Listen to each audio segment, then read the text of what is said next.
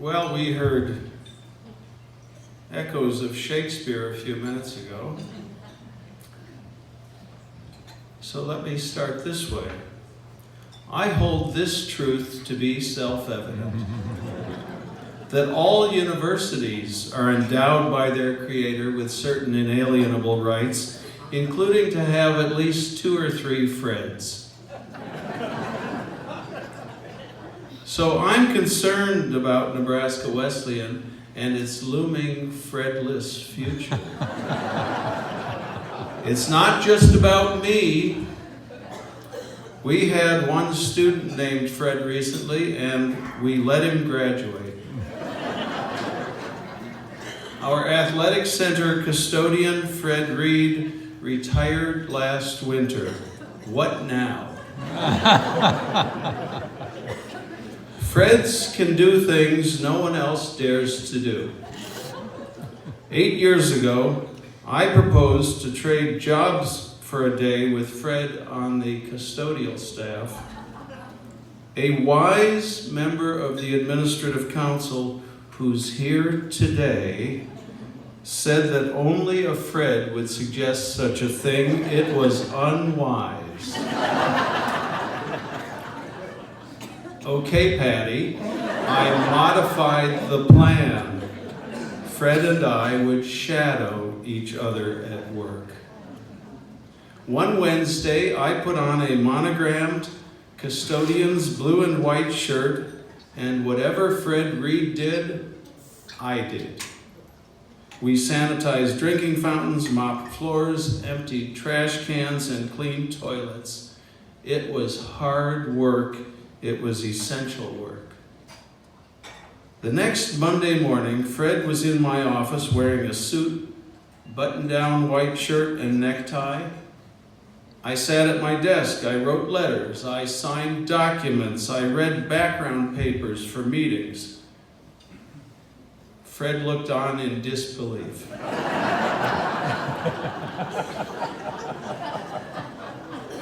When he couldn't hold it in any longer, Fred asked, "Fred, do you ever actually do anything?"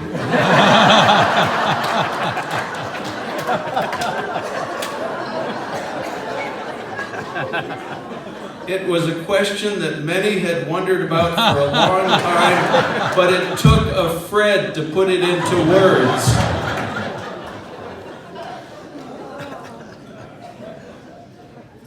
Something you may know about me is that I treasure my name. I believe that I am the only Frederik retiring in higher education this summer. There is no C. Our city's namesake, Abraham Lincoln, Lincoln, the second L is silent, spoke of our nation being conceived in liberty. Well, I was conceived in Denmark. That's why I proudly bear the name of 9 Danish kings.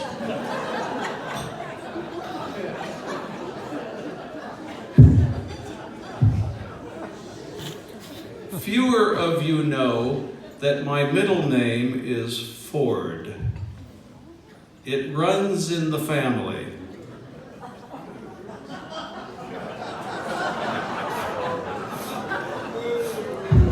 It's been a last name, a first name, and twice a middle name. Our Fords came from Michigan. Rosemary and I once bought a Ford from Michigan. The dealership offered to get us the title for the car. It came in the mail with all of my names misspelled. It was Frederick with a C. It was Holes instead of Oles. In the middle it said Fod. Our next car was an Oldsmobile. The Oldsmobile dealer spelled Ford correctly and spelled Oles correctly. Darren Good Nebraska Wesleyan's next president, spells his name D-A-R-R-I-N.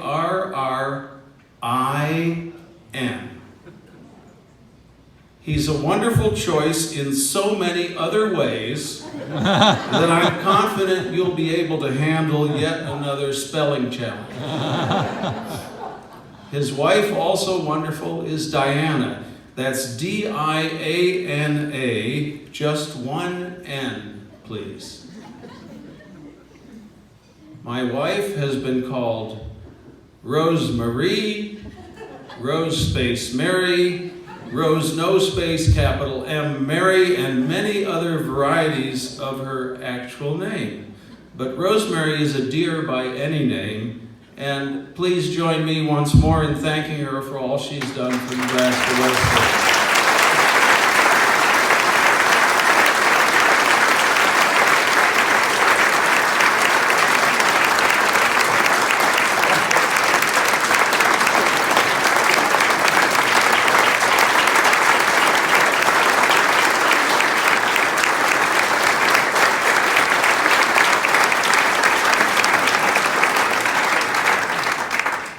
And I too am thrilled that our daughters, Andrea, not Andrea, and Erica with a K, not a C, are here today, and my sisters Janet and Margaret, thank you, I love you.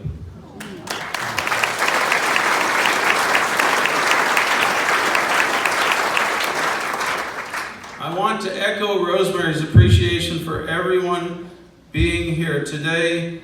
We would have preferred to thank each of you by name because we're so grateful to you, but that's not possible given how many are here today.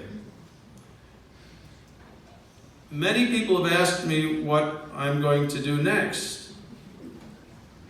Be a consultant? No way.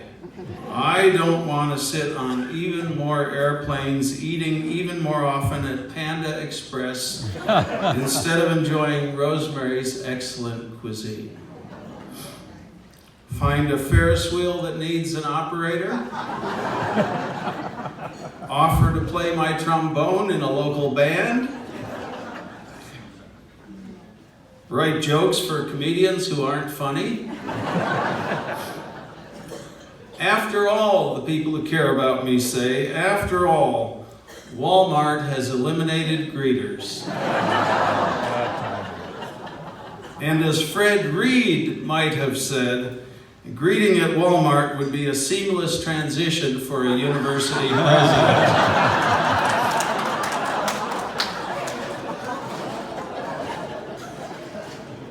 I'm going to continue to lead a national seminar. It's called Presidential Vocation and Institutional Mission. It guides 20 participants along with spouses through a year-long program of reflection, and Rosemary works hand in hand with me on that seminar. A year-long program of reflection on what it means to have the college presidency as your calling. That is something you do not just for personal satisfaction, but for the sake of others, for the sake of higher purposes. The seminar considers how individual universities and colleges have their own styles, their own purposes, their own forms of community. It's about being fit to do the work in a place that fits. Being fit to do the work in a place that fits. And Rosemary and I have felt well fitted in both senses here. That seminar is sponsored by the Council of Independent Colleges, where I worked before coming to Nebraska Wesleyan. I also plan to write. Write what, you may ask? For different people, I have different answers. If you are a serious person, or you believe I am or should be a serious person, I'll tell you about a serious writing project. And if you know my goofy side, I'll hint at something goofy I'd like to write. I remember how startling it was in those early weeks of this work when school started in August 2007 and I shifted into the high gear of my schedule at Nebraska Wesleyan. With time, it became what I expected to do. Sign 50 letters, write 5 notes, drive to Omaha, go to a play, a concert, a ball game, say a few words, fly to D.C., return to Lincoln, eat Granite City salad, say a few words, meet Rosemary and drive to Omaha, head downtown via Cornhusker Highway, say a few words, eat Embassy Suites chicken with Rosemary, return to campus, drive to Omaha, say a few words. Amidst the activity, there is a precious core. The idea of a university. I serve to make the excellence and the humanity of Nebraska Wesleyan University known. I am called to serve so that this school's excellence and humanity may endure. I serve in order that our society will have well-prepared citizens. Citizens who can discern truth in a welter of nonsense, behave with humility when braggadocio surrounds us, show courage in a world grown timid, and do all these things with a measure of grace. Grace. Grace must matter to us, being children of a God who is greater than all that we know now and all that we could ever know. This phrase, the idea of a university, I have borrowed from John Cardinal Newman. He was a 19th century English theologian, poet, priest. The P's are very pronounced in this microphone. Poet, though. I'll pass those. And educator. And this is what Newman wrote about the idea of a university. When the intellect has once been properly trained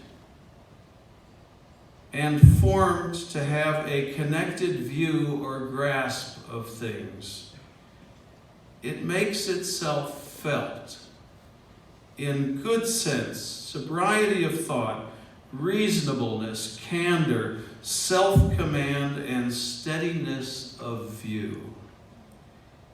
In some, it will have developed habits of business, power of influencing others, and sagacity. In others, it will elicit the talent of philosophical speculation. In all, it will be a faculty of entering with comparative ease into any subject of thought and of taking up with aptitude any science or profession. Even false views of things have more influence and inspire more respect than no views at all. Isn't that last sentence an unexpected and provocative description of the benefit that comes from exercising the mind? At Nebraska Wesleyan, there is greatness because there is the courage to be wrong sometimes. At Nebraska Wesleyan, there is strength because there is the willingness to show vulnerability sometimes. We teach science for the sake of humankind. We teach literature to accountants and accounting to artists. We still offer the study of 5 other languages. Our students are champions of their sports and champions in national competitions for prestigious scholarships. Our staff is deeply devoted to our mission. Our professors take care of each student's learning in ways that are so deeply ingrained and so profoundly effective that I am in awe. It's an outstanding institution of higher education, this Nebraska Wesleyan University. Thank you for your support of NWU. Thank you for your support of Rosemary and me in our years of service here. We will treasure the memories collected in our hearts during these 12 years. Thank you.